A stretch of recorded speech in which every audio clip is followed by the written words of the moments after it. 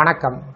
இந்த வீடியோவில் 18 மாத DADR அகவலைப்படி அரியர் தொகை சற்று முன் அரசு ஊழியர்களுக்கு முக்கிய தகவல்கள் கிடைத்திருக்கிறது. இது சார்ந்து முழு விவரத்தையும் பார்க்கலாம். அரசு துறையில் பணிபுரியக்கூடிய அரசு ஊழியர்கள் பயன்பெறக்கூடிய வகையில் அகவலைப்படி நிலுவைத் தொகை, புதிய ஊதிய குழு பற்றிய தகவல்கள், சம்பள உயர்வு கணக்கீடு சார்ந்த அறிவிப்புகள் வெளியிடப்பட்டு வருவது குறிப்பிடத்தக்கது. கோவிட்-19 பெருந்தொற்று காலத்தில் 2020 ஜனவரி முதல் 2021 ஜூன் வரை மத்திய அரசு ஊழியர்கள் மற்றும் ஓய்வூதியர்களுக்கான அகவலைப்படி DA, அகவலை நிவாரணம் DR உயர்வுகள் நிறுத்தி வைக்கப்பட்டது. இதனால் உருவான 18 மாத DA அரியர் தொகை வழங்க வேண்டும் என்ற கோரிக்கை பல ஆண்டுகளாக தொடர்ந்து எழுந்து வருகிறது.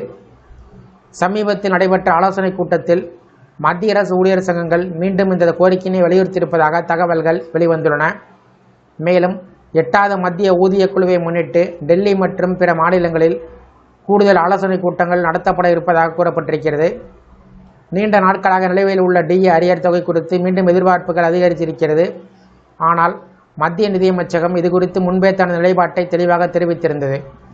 2020ஆம் ஆண்டு வெளியிடப்பட்ட அறிவிப்பில் கொரோனா கால நெருக்கடியால் ஏற்பட்ட பொருளாதார சுமையை கருத்தில் கொண்டு 2020 ஜனவரி 1, ஜூலை 1, 2021 ஜனவரி 1 ஆகிய தேதியில் வழங்கப்பட வேண்டிய DA மற்றும் DR உயர்வுகள் வழங்கப்பட மாட்டாது என்று கூறப்பட்டது.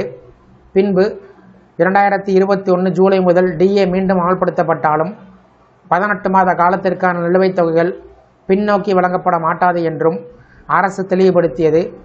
இதனால் அரசு ஊழியர்கள் மற்றும் ஓய்வூதியரிடம் அதிருப்தி நீடித்து வருகிறது.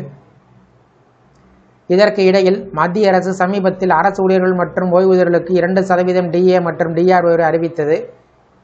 பிரதமர் நரேந்திர மோடி தலைமையில் நடைபெற்ற அமைச்சரவை கூட்டத்தில் எடுக்கப்பட்ட இந்த முடிவின்படி DA விகிதம் 58%லிருந்து 60% உயர்த்தப்பட்டுள்ளது. இந்த உயர்வு 2026 ஜனவரி 1 முதல் அமலுக்கு வரும் என்றும் தெரிவிக்கப்பட்டுள்ளது. இதன் மூலம் சுமார் 50.46 லட்சம் அரசு ஊழியர்கள், 68.27 லட்சம் ஓய்வூதியர்கள் பயன்பெற உள்ளார்கள். உயர்ந்து வரும் விலைவாசியை சமாளிக்க உதவக்கூடிய வகையில் இந்த நடவடிக்கை எடுக்கப்பட்டதாக அரசு தெரிவித்துள்ளது.